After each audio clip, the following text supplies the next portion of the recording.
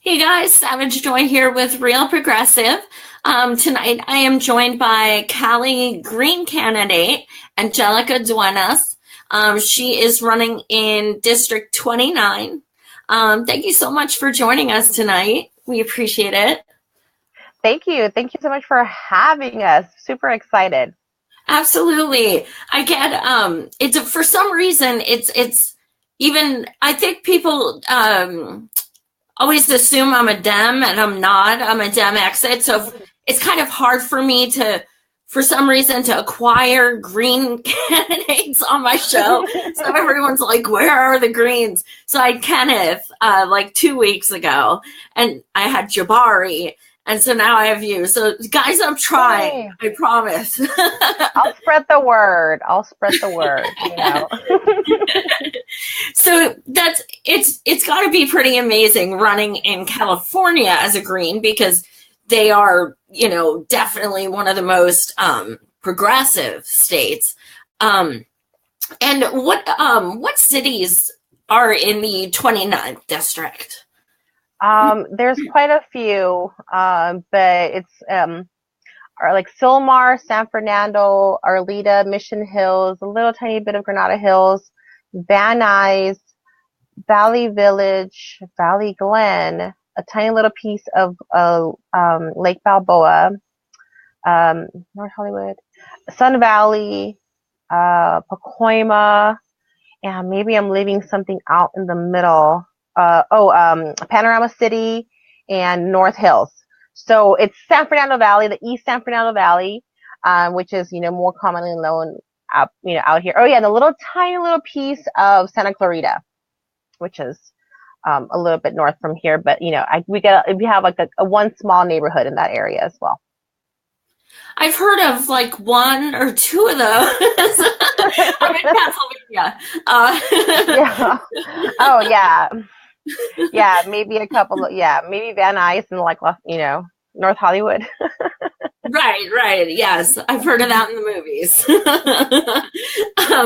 So I was researching you, and you were a Bernie delegate, which is pretty badass. I always feel like I should say amazing. for your service. It just kind of pops into my head every time. Thank you. It was quite an experience. I was on the outside.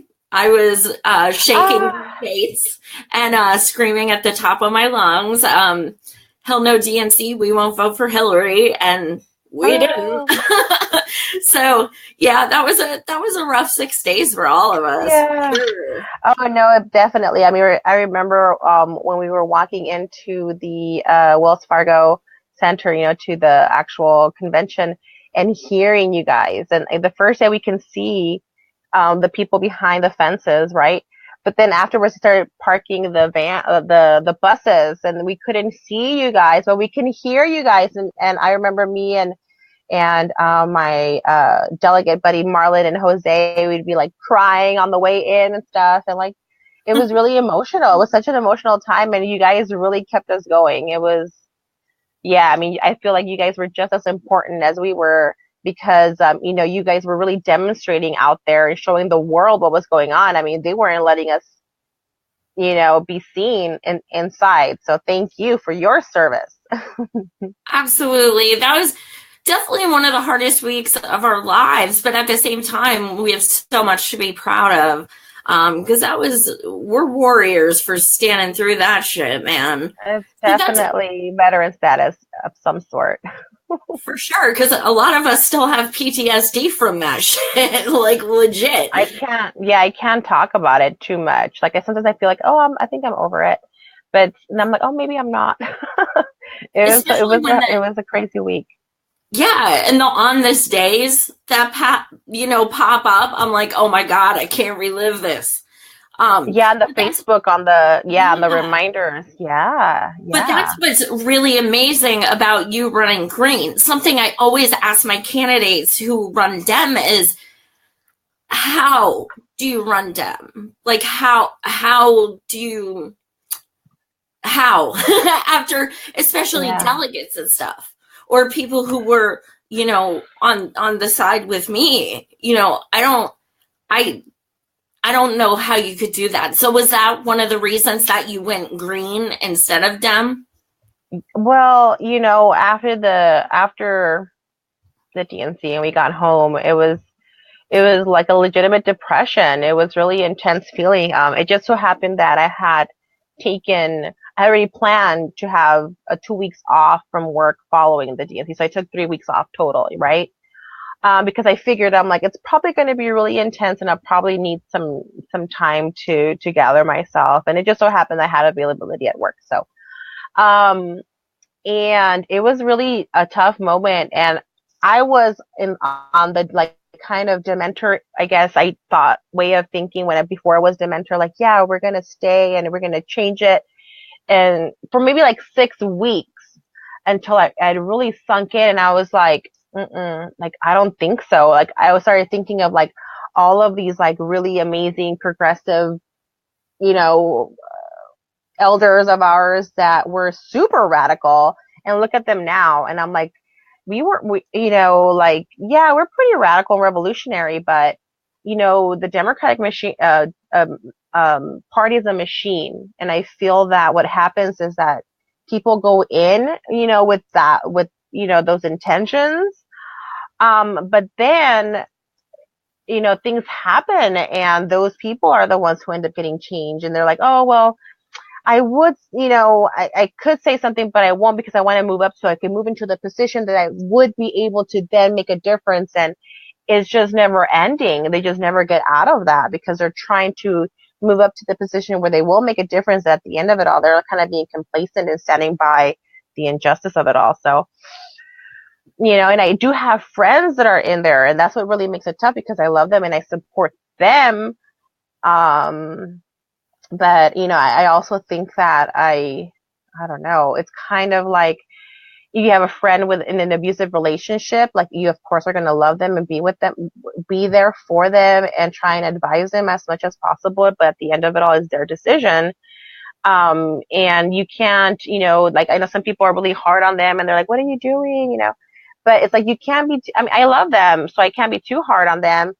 um so it's really hard because I know quite a few folks that are in there.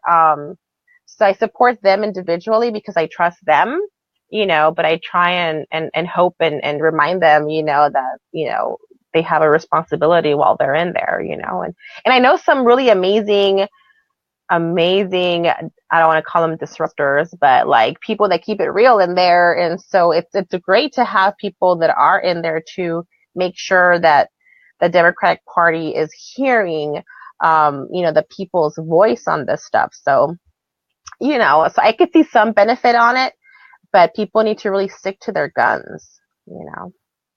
Absolutely. It would be, my fear is it would be too easy for people to kind of get drowned out in there. So in some ways, I think it's really brave to go in there and try and take on that machine. Yeah.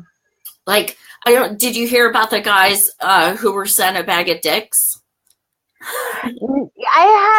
I read something, but I don't have any details. It was like, I don't know, it was like bag of dicks, something candy, but I didn't really read it. When was that? I will have them on Saturday night. Actually, it's a candidate, and his campaign manager was sent a bag of gummy dicks and a letter. Oh no. Because he's progressive and he's a burner and he was being disruptive, and stuff like that. So basically they're like harassing them and it's this huge deal. It's quite disgusting. Then like, Maria, she's going through this with the California Democratic Party, and Stephen, hi guys, if you're watching, we love you. So yeah, same thing. It's like, we have a tendency to think of the DNC, but it's really the Dem parties all over. It's still happening. These things are still going on. We're still hearing of, elections that are getting tampered with, boxes of votes getting taken away and their own procedures not being followed. I don't know. I think it's pretty clear that they're definitely not trying to go without a fight, and they're willing to break their own rules in order to to ensure that they hold on to whatever they've got going. But I don't know, maybe it's a different age, things are not as traditional, you know what I mean? There's no set path for anything anymore. So I don't close myself out to any, possibilities. I just think that, it's going to be harder than we might think, it is. This thing's been going on for a long time, long time. Yeah. Absolutely. I was looking on your profile, and it says you have a master's in organizational leadership, which is it sounds quite political, so that could be advantageous. What typically do you use that for? What do you do for work? Mm-hmm. Well, I'm a human resources professional, so I, help people, with either resumes, and an individual, a, a career path, um, preparation, how to do an interview, what to focus on, multiple resumes for different professions, highlight your strengths, things like that at an individual level. And then with like a business, let's say, it would be, hiring, recruiting, terminations, complaints, stuff like that, like work, people and paper, I guess it's really what it is. So yeah, it depends what population I'm doing, but yeah, human resources is what I do. But the degree in itself is not actually too political. It's more of, is like leadership skills really, and kind of it's almost like the new way of doing business where people are moving away from focusing so much on um, making more money, but actually looking into being more satisfied, and kind of, making sure that businesses are able to meet those needs, right? Making people want to feel, I guess, in the age where everyone got a trophy, for playing, it's a different way of when people go into, like, say, you have to coddle them, and there's not so much coddle folks anymore, but you have to really make sure that they feel a self-worth. And even a simple job as, maybe your first job at, a fast food place, or, your first job as a receptionist, let's say, being able to find value in their day-to-day thing. It's kind of like really touchy-feely in a way, but then also talking of, making sure that a business is succeeding, and that ethics are being addressed, and things like that. It's just a really good program. It was kind of interesting that a lot it had some sort of adjusted cost for police officers. So there was a few police officers in the class. It was kind of an interesting dynamic because most of the people are like really like touchy-feely, and these police officers were more like law and order. And to have that be in the same room together, I think that we all learned and we all grew. And it was a very interesting program to be a part of. And I think it was actually really helpful for law enforcement to participate in this program. I think that it's something that I don't think there's something there. You know what I mean? I think it's a good thing to have more law enforcement participate in organizational leadership, and being able to, in a culture it's like changing culture. That's actually one of those emphasis in a culture where things have been going a certain way for a very long time. To be able to start with, enacting change and positive change and stuff like that. So it was very interesting. One of our professors was a police officer, and you would have, I guess you would have never thought, like, he just wasn't like your stereotypical type of, person that you think is a police officer. He was very, thinking of like, why do people do things, and, not like attacking, but rather understanding. And I think that could go such a long way in that field. Absolutely. One of our RP brothers, Mark, said, I just read your button. Mine would read Yo era verde. You used to be green? Yeah.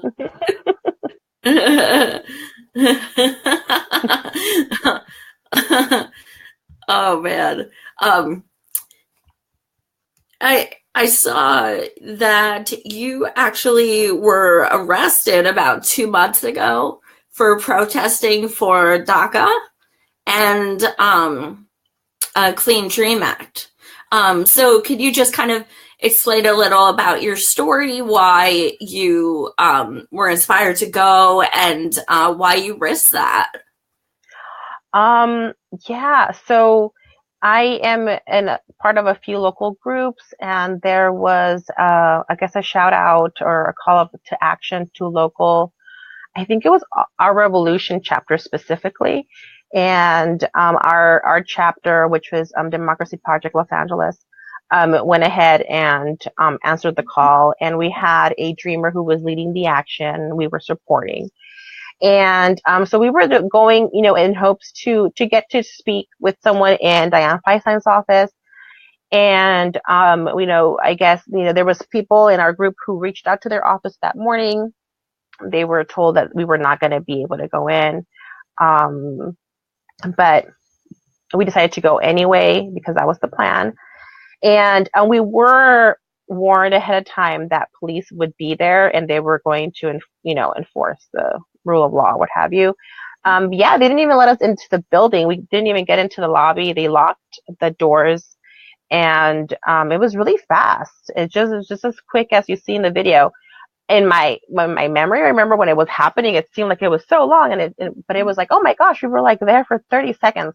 It was just so fast. It did just let us sit for like a minute, and we were completely arrested and taken, off of the property. And thankfully, it was just a removal of the property, and they gathered our information, and we were warned if we were to return that we would be, really, arrested and booked and what have you. So, thankfully, they were cool about it. They were like, just let's keep you guys off the property, and we complied after that. We were I was scared for our dreamer. I was really scared when we see the video. I was like, oh my gosh, they put him in the car and they closed the door. I was frightening. I'm like, oh my goodness. So I was really happy that it didn't go worse than that for him. So, but yeah, I mean, we were just going there with hopes to speak with Dianne Feinstein. My motivation was just justice and, being able to stand for it and, support people who, are lacking support and who might have fear, you know what I mean, because of, for doing that. So, yeah, we were just there to support and to be, standing for justice. And it just so happened that, we ended up getting arrested, but everything was fine. There's, no problems with our dreamer. He's good. And yeah, everything turned out okay.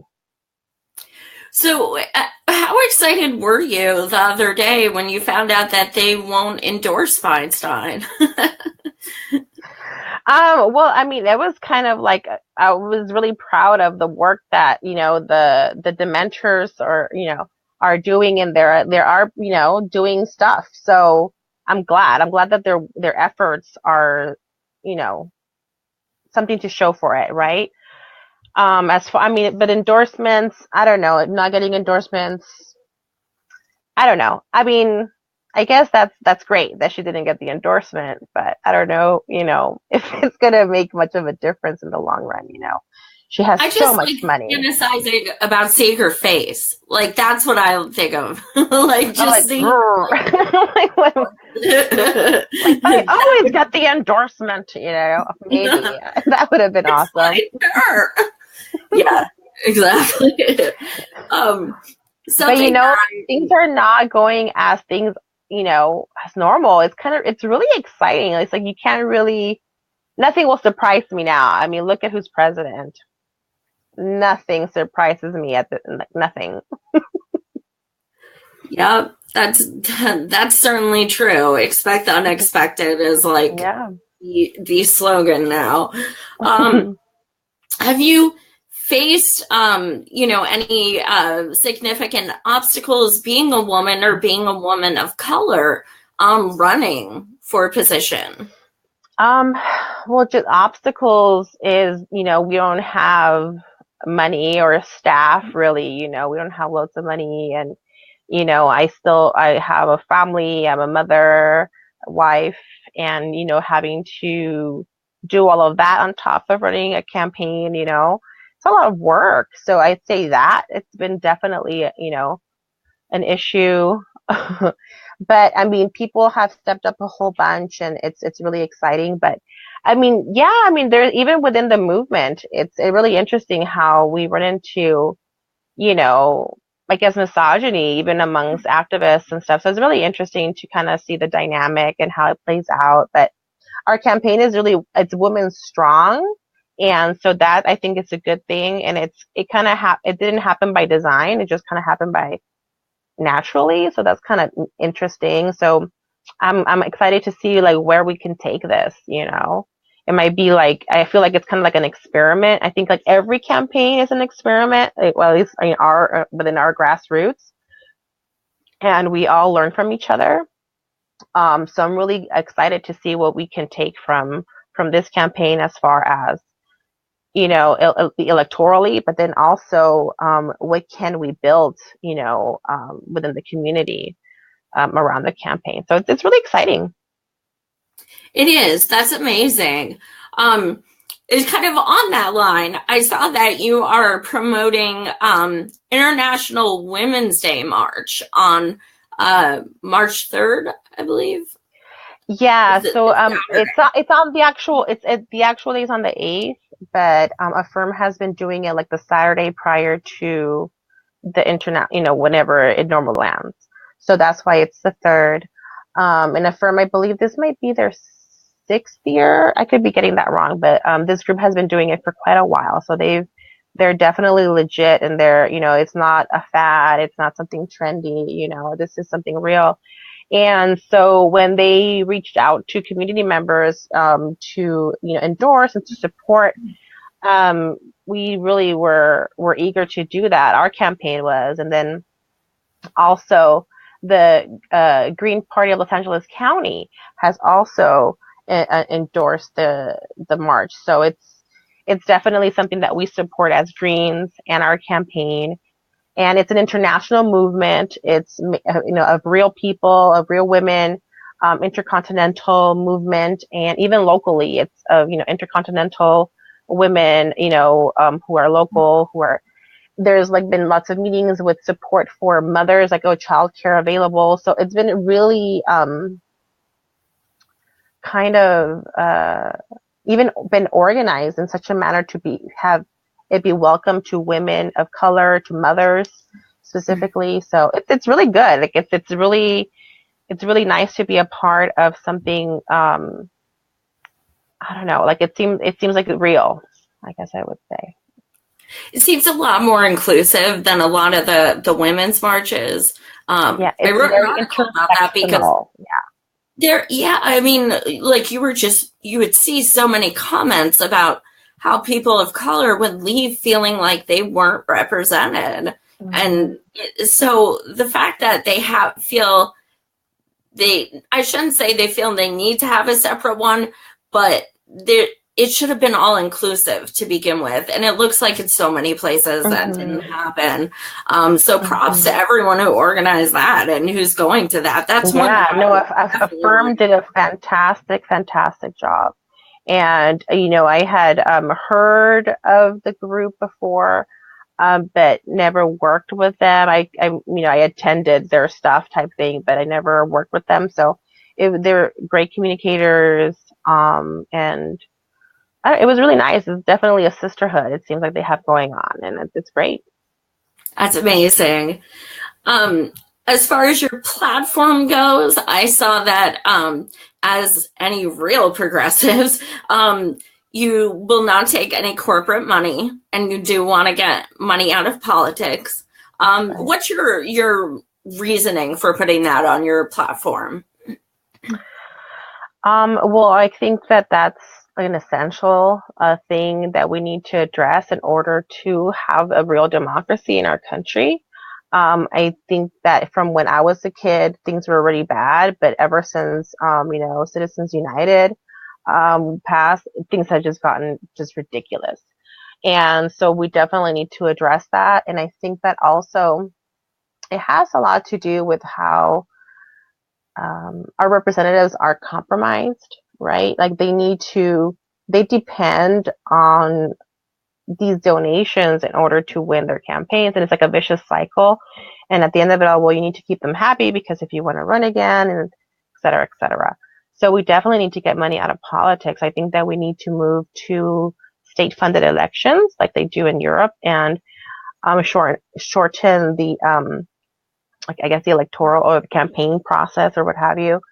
And to really kind of keep things focused on the issues. And I mean, that's a whole like different thing, but like definitely move towards a proportional representation type system. And we need more representation. Actually, I think that we need more representatives, representing, regions. And, but that's not my specialty, but we definitely need to move to something that's more inclusive and that gives more voices to people. I mean, more progressives, obviously, but maybe even, some conservative voices in other areas. I mean, we have proportional representation. It really gives people a voice and it gives people a reason to participate. You know what I mean? So it can only be a good thing. Absolutely. How do you feel about voting, like seeing everything we saw when, Byrne was running, especially, California included, with over 3 million ballots found in boxes and, lying on exit polls and so many things. Are you a supporter of paper ballots, open primaries? What is your beliefs on those things? Yeah. Well, definitely paper ballots and some sort of a system. I really can't think, of a good thing, but for example, I'm part of, different levels of the Green Party internally. So the coordinating committee, in different delegations. Well, when we vote, some of these votes are, anonymous, right? Where, you get to vote however, nobody really knows how you voted. But okay, so after you finish your voting, you get a link, right? And if you click on that link, you could always come back at any time and check your own stuff. Once the voting period is over, there's a big old list with all these links with how these, links voted. And so right there, you can also check on your link, make sure that your votes were counted as you cast them or what have you. And there you go. Like there's, I think I want to say open source, but it's something along those lines. So there's a way of tracking your vote and making sure that your vote is counted and what have you. So, and counted as you cast it. So I think that would really make a huge difference. It would make it so that more people would participate because they know for a fact that their vote was counted, it's valid, and it's right there.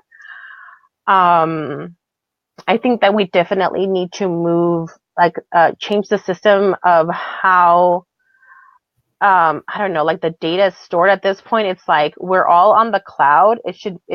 Just because I'm not on some, I go to my voting location and just because my name is not on the list doesn't mean anything. Like it should not be impossible to validate someone's identity and right to vote immediately. I mean, we're able to do that for someone's credit, you know what I mean? For goodness sakes, like why are we not able to do that? So, we definitely need to change how we do these things and make it so that they're unhackable in the sense that we ourselves are the trackers and we ourselves can say and see if there's been any, shenanigans or with our vote.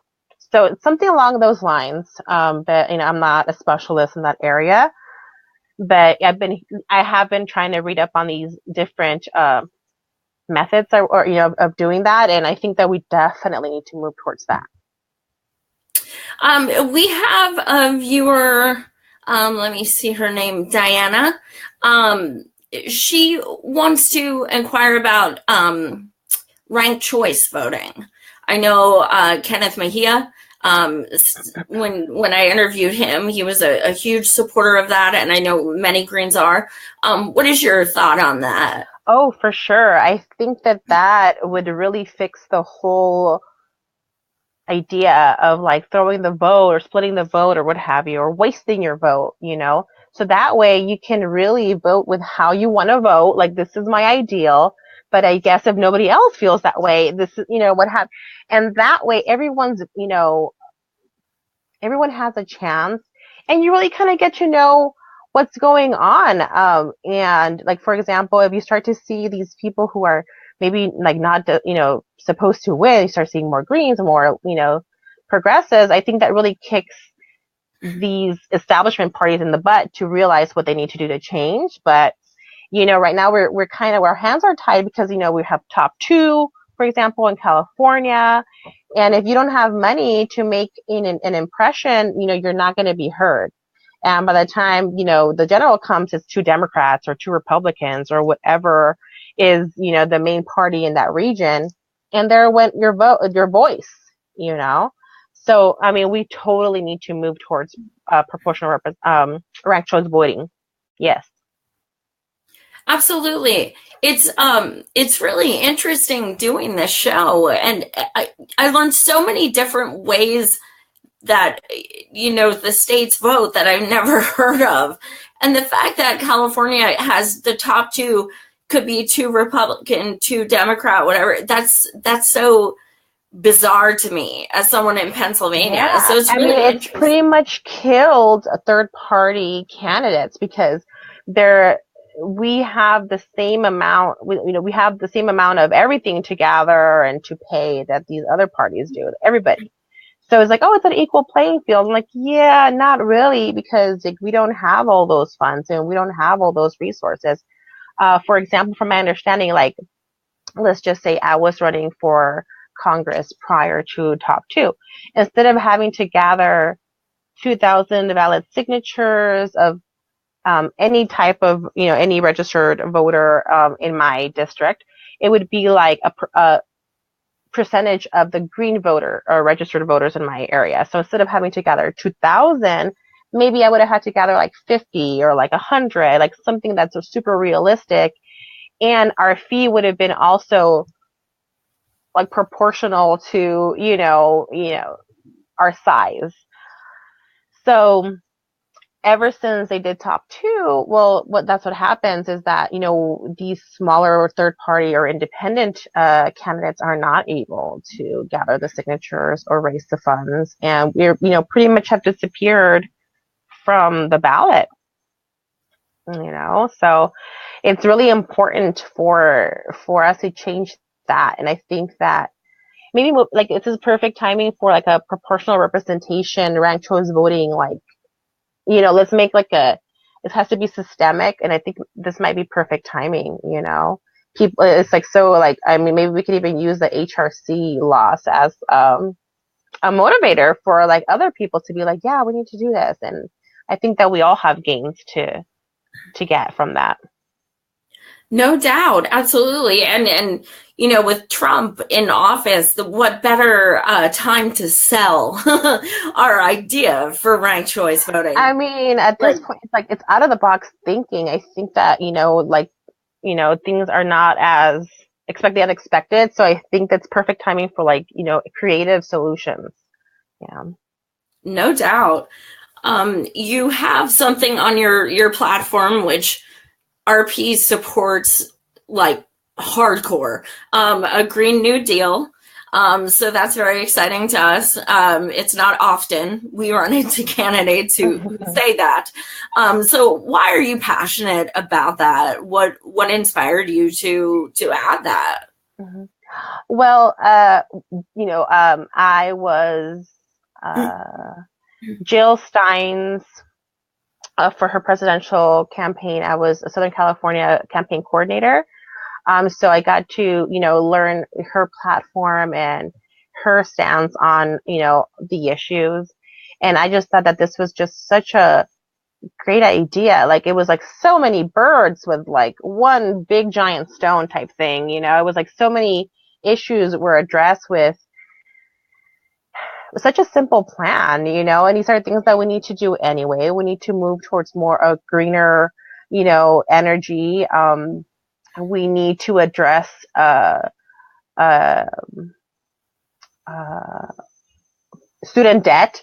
We need to get more jobs. We need to, and all of it kind of it's all in one. It's similar to the Great New Deal, right? Where the government was like the number one employer. It's very similar to that, where the government is going to be funding all these programs that are going to get us to a greener place, and at the same time forgiving student debt, and at the same time getting the economy going. It's like wonderful. It's like a really great and kind of common sense approach to the problems that we're dealing with right now. So I fell in love with it when I became familiarized with it. And if people haven't had a chance, they should check it out. It's really a quite well thought plan to fix a lot of the problems that we're dealing with right now. Absolutely. We have some other questions. Do you support a federal job guarantee? Yes, absolutely, absolutely. I think that it's really underestimated how much people really do want to work and have something to do, and have a service to give or what have you. People are looking for that, and there's so many things that we need to fix and prove, that there's more than enough work that can be done, from labor, engineering to care, pre-K to elder care, and or child care. And there's so many things that we need to start focusing and providing. Medical training, I mean, the list goes on. We need more people to do certain things. There's some things that a robot is not going to be able to do. And so what we need to do is start moving in the direction of training people and teaching people trades and not wasting people's time. It's like, I guess it's like an example that I like to use. It's kind of silly, but it's like being a nail technician, right? It's like they make them do so many other things, like in order, like, it's like, girl, I just want to do some nails, but they make them have to do the hair and the face skin and the this and the that. That's so ridiculous. So we need to really start thinking of how we approach education and training and what have you, and don't put so many obstacles in people's way who want to advance, right? So I think that there's plenty of room to facilitate that. And maybe, create programs where it's like community service programs, or I don't know, something where, people will have the opportunity to serve, and also be employed, and get them ready to go into the private sector if they choose to, to do that. So I think that there's plenty of things that we can do that we need to have done. And we have more than enough people willing to do it. So yes, absolutely. Awesome. Are you familiar with the term MMT? A little bit. I've been really, really trying to get my head around it. And so I was thinking, like, I always try to put myself into the other person's shoe, and trying to figure out the MMT thing. I have a really hard time doing that, because like in my life, debt equals bad, and, and all this stuff. So it's like really hard to like get, with it, but it's starting to click, where it's like, yeah, I mean, it totally makes sense. Like, we're our sovereign government and this is our currency. Like, why can't we make it be however we want it to? It's starting to totally make sense. And one way that I kind of a little bit made some progress on that, I thought of like Mexico, in southern Mexico, where there's like certain tribes and people and cultures that have been living there forever. And now, like, the government it's like, yeah, hi, so you need to pay your property tax. And they're like, what is property tax? Like, what is this peso thing? You know what I mean? Like, I have my labor and I have like my food and this, you know what I mean? The stuff that I do, and we all function in a society. Why do I have to pay taxes? So it's starting to finally click that the main reason for a currency or for money to even be is to pay our taxes, right? So it's starting to kind of make sense, right?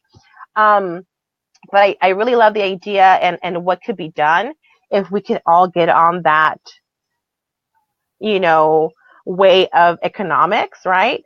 Because the government has the power to do that. So it's really exciting to think that it might be attainable. And you know, we've been, I want to say brainwashed, but you know, we've been taught, maybe yeah, brainwashed. You know, that this is how economics works and this is how things are. But you know, are they right? It's really interesting. I like MMT and the fact that I think was it one of Bernie's advisors, Economic advisor, yeah. right, just Somebody did tells a it. video with David Jane Anders. Mm-hmm. on the topic, and I was like, ooh, look, everyone's like getting hip to this idea. So that's, you know, it's really exciting. It's really exciting because I'm not an economist, you know. So it's not an easy subject, but it's a fascinating subject. I feel like I'm like a Renaissance person. Like I like to read and learn new things and stuff. So it's you know, I'm trying to really, because I have a lot of people around me who are super like hot on the idea and they are, you know, experts on their own right. So yeah, I'm trying my best to get, you know, the idea of MMT. Awesome. I know it's kind of it's tricky at first. It's I was just like, I'm not getting this. Mhm. But Dr. Joe, who's one of our members, and Steve, they're like MMT gurus, and they have like short, comprehensive videos that I I've was watched many of Steve videos and yeah, it definitely helps. yeah. Well, that's awesome. So that I know that makes the viewers happy. I know it does. You also have Medicare for All on your platform, which is kind of like a litmus test to Yeah. most voters. And what is your passion as far as that goes? Well, I think I want to kind of, now that I think about it, I have to go back and change that. I feel like I want to take that off and make it into single payer healthcare for all. Reason being that my dad has Medicare and it still has a lot of problems and it could be a way better. So I think that Medicare for all is not good enough. It's kind of like, yes, so I'm fighting for it and I stand by it, but it's not good enough. It's the same with DACA. Like I feel like it's good. We have to fight for it. We have to protect it, but it's not good enough because it criminalizes our parents. So, yes, definitely single payer. My dad, I'll use an example. My dad, he is sick. So he's actually been in the hospital and out of the hospital for like the past few months. Right now he's in the hospital. They're trying to figure out like an infection, but long story short, he's been released from the hospital and into rehabilitation, right? A rehabilitation center, which is fine, makes sense. Let's get him better. But because Medicare still is a system and it's not perfect, how they've been caring for that has been a nightmare. He's like super far. It's not that great of care. So we're not able to keep an eye on things, et cetera, et cetera. So I think Medicare for all is still, I mean, we're not in debt, right? So that's a good thing, you know, but his quality of life has not been awesome because we can't visit him as much because he's far. Um, so I think that, and then I worked at a insurance health plan for about 3 years. And it was a really good plan. It's called like a Cadillac insurance plan where it's a PPO. So if you stay in network and you're using or like, you know, the in network providers, it was practically free. It was amazing. You know, people were super happy, quality care. However, emergencies, just like, we all tend to have from time to time. We don't plan those. And even if you did the homework of like, which hospital is in network, you go show up to the hospital, and you got your care, but everyone who touched you that day was out of network. Your doctor, your technician, your x-ray, and now you're not being covered at the rate that you thought you were going to be covered. So seeing people who had depended on this Cadillac plan and see how the system itself was making it so that they were like playing Russian roulette every time they went into the hospital, it's really frightening, So to see that, and then also seeing the not so awesome side of like the mismanagement, sometimes not on purpose, sometimes to slow things down, things that were medically obviously necessary not being approved. Like we shouldn't, well, not with me because I was just a call center attendant, but people should not have that control over someone's health when they have nothing to do with their care. And so that really kind of opened up my eyes that even having amazing insurance can really be a debt sentence, right? You're going to be in debt for the rest of your life. You're going to lose your property. You're going to lose everything or what have you. You're going to lose your marriage because now there's it's really like a, snowball effect. And how having, and on top of that, seeing how people hold on to really jobs that are really unfulfilling to them, that make them really unhappy because they have to, because they're sick, their partner's sick, their child's sick, or what have you. And that in itself, I'm like, oh my gosh, I could only imagine like this like giant sigh of relief of people who can just let go of their hell of a job or what have you, and not live their life without having to worry about that, and know that they're going to be cared for, or their family members going to be cared for. I think it would open up to so many amazing and positive things that I don't think we can even imagine. I think we're going to have, it could be quite a utopia. You have all these people, like marriages are like fixed and kids are happy because now they can hang out with both their parents, and the list goes on. So that's one of those reasons, one of the many reasons why I think that single payer health is a must for freedom and for well-being. No doubt. I've worked in healthcare for almost a decade. I see it. I see all the flaws. I've dealt with them myself. I'm visually impaired, so I deal with all the runaround crap, and so it's something everyone needs. I wish that people in Congress and stuff would work in healthcare for like a week. Change. Oh, Jean, I just saw your question. Yes, we did address that, and she is down with the federal job guarantee. Let me see. Jeffrey is an RP brother. He is a nurse, and he said the healthcare we have now keeps you desperate, so you'll accept less and less. Instead, let's demand more. And that's right on as usual, Jeffrey. Yes, absolutely. Oh my God. Like, for example, my dad, Medicare, he's like, oh, he's on Medicare. Everything's covered. But again, the system is so created to save money, right? Because profits and all that stuff. And Sarah was trying to like cut corners. If it wasn't, I don't want to like judge anybody or make assumptions, but like honestly, if it was any people who just did not have time to be watching this, my dad would be dead.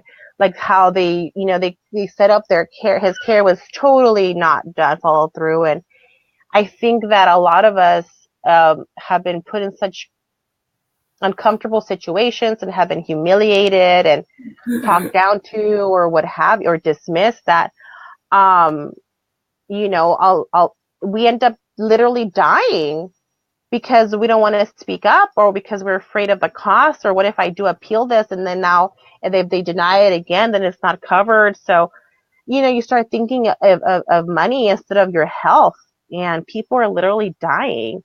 And it's disgusting. It's disgusting. Health is not a commodity. there should be no room for profit, you know. Absolutely. I also saw homelessness on your platform. Can you, for those of us who aren't in California, can you describe what it's like where you live? Is it a huge homeless population? Are there enough shelters? What's your reasoning behind that? Yeah.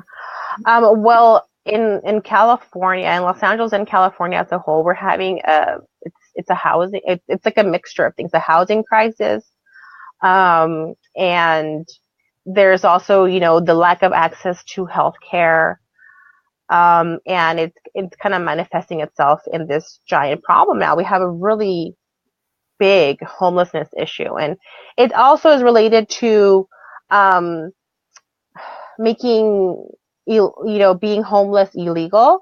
And there's been so many other states and communities as a whole who have made it illegal to be homeless, to sleep outside, to sleep in your car, to park your car overnight, et cetera, et cetera. So it's kind of like, well, if I'm living in some state that has 4 months that are frozen, what am I going to do? You know, it's like, well, folks end up saving their money to come to, over to California and in the Southwest to protect themselves from, from the elements, really. And so what's happening is that we're I don't want to say we're catching a lot of these people, but people are being displaced and they're coming our way. And what we're seeing is a lot of the communities, and it's really sad, is that they're like, well, we need to get them out of here.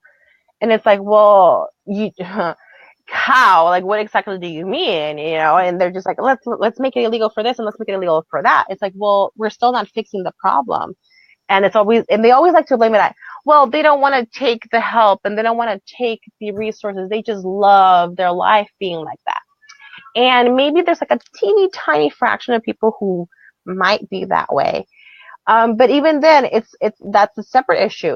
I think it's like giving access to healthcare, mental health care, and the type of services that you're being offered. For example, it's like, well, why should I take a voucher for 2 or 3 nights at a hotel, when I can't take my cat or my dog or whatever? My cart full of stuff is the only things that my only possessions in life. Like, I can't take that with me. The list goes on. There's all these obstacles about being able to have what little I have to come with me. Same thing with the shelter. Well, you can't take anything in there with you. So now you're going to leave your stuff outside. Maybe it's going to get stolen. Maybe it's, what have you. So of course people are not taking these offers of resources because that's not good enough. And that's not really addressing the issue. Again, I think that we need to get creative on finding issues. And Gail McLaughlin has an idea or some sort of where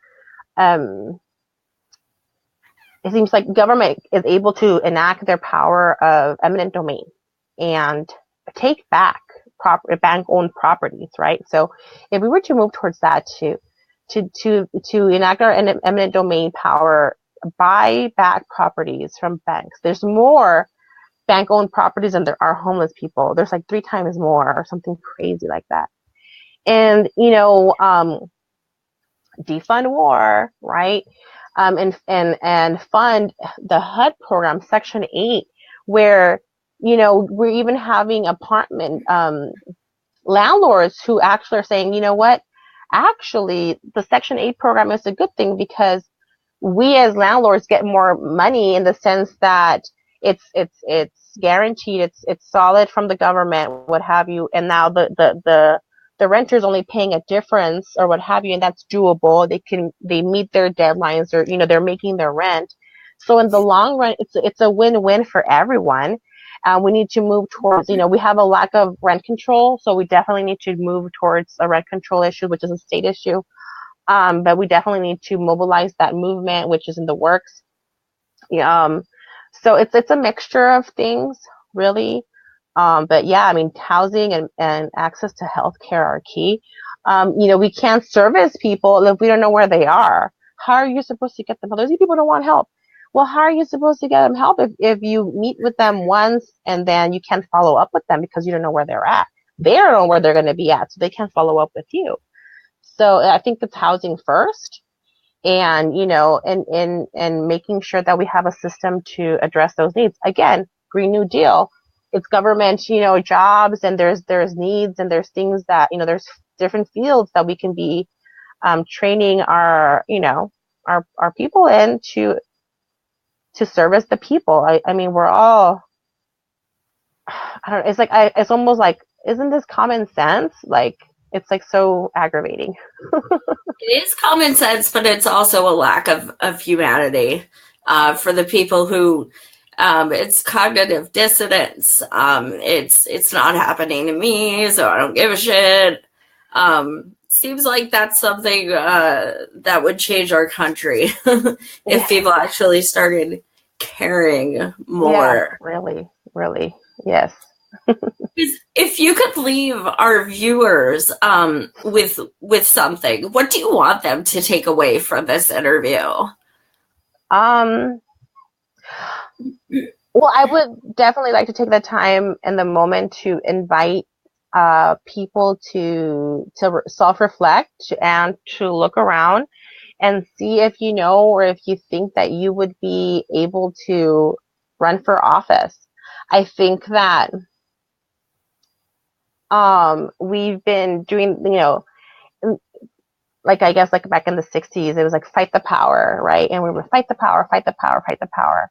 And I think that maybe we need to shift our way of thinking of, like, instead of like fight the power, it's like take the power, or like be the power. And I think that we need to start thinking that way. And I know that electoral politics is not the solution or end all, but it's a tool, and it's a way of being able to enact change. And when you're elected and you have an office, you also have a budget, and you can do things with that budget. So it's really actually powerful, depending who you are and what you're going to do with your position, the impact that you can do. So I would love to encourage people to look around you, look at yourself. Can you run for office? And if you think you can, start preparing. I think that conservatives do a really good job of that. Like, I'm going to run in 10 years. So then, like, for the next 10 years, they literally prepare for that stuff. So I think that we need to start doing that. Progressives need to start doing that and be like, you know what? I have kids, I have etc. Like, for example, my plan was, if I were to ever run for office, it'd probably be like maybe like 10 years from now. But I think that we're in desperate times, and desperate times and desperate needs, desperate measures or what have you.